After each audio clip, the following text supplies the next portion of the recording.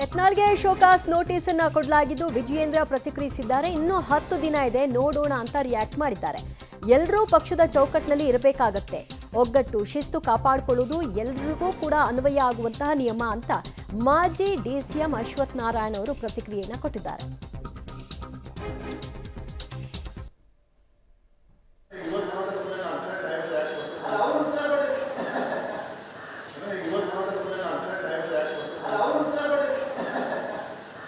ಯಾರು ಪಕ್ಷದ ಚೌಕಟ್ಟಿನಲ್ಲಿ ಎಲ್ಲರೂ ಒಳಗೊಳ್ಳಲೇಬೇಕಾಗುತ್ತೆ. ಹಾಗಾಗಿ ಕೊಟ್ಟಿರೋಂಥ ನೋಟಿಸ್ಗೆ ಸಂಬಂಧಪಟ್ಟ ವ್ಯಕ್ತಿಗಳು ಉತ್ತರ ಕೊಡ್ತಾರೆ. ಯಾರಿಗೆ ಇದ್ರೂ ಅದು ಡಿಸಿಪ್ಲಿನರಿ ಅನ್ನೋಂಥದ್ದು ಎಲ್ಲರಿಗೂ ಅನ್ವಯ ಆಗುವಂಥದ್ದಿದೆ, ಪ್ರತಿಯೊಬ್ಬರಿಗೂ ಅನ್ವಯ.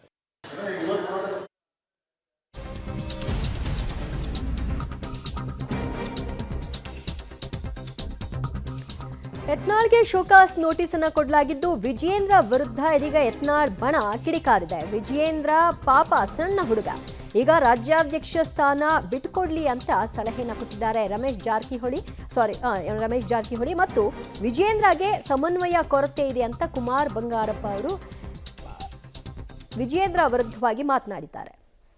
ಅಧ್ಯಕ್ಷ ಆಗಿ ವಿಜೇಂದ್ರ ಅವರು ಮಾಜಿ ಶಾಸಕ, ವಿಶೇಷವಾಗಿ SC/ST ಶಾಸಕರ ಹತ್ರ ನೋಡಿ ಎಲ್ಲ ತೆಗೆದು ನೋಡಿ ಅವ್ರು ದಬಾಣಿ ಕೊಟ್ಟು ನೀವು ಬರ್ದಿದ್ರೆ ನೀವು ಮುಂದಿನ ಟಿಕೆಟ್ ಕೊಡೋದಿಲ್ಲ ಅಂತೇಳಿ ಕರ್ಸತ್ತಾರ.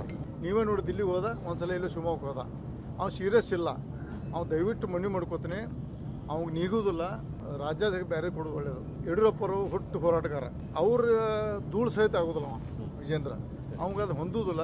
ಅವ್ನು ಸಣ್ಣ ವಯಸ್ಸಾಗೇನು ಪ್ಯಾಂಟ್ ಹಾಕೊಂಡು ಜಿನ್ ಪ್ಯಾಂಟ್ ಹಾಕೊಂಡು T-ಶರ್ಟ್ ಹಾಕೊಂಡು ಮಾಡೋಂಥ ರಾಜಕೀಯ ಅವ್ನಿಗೆ ಹೊಂದೋದಿಲ್ಲ.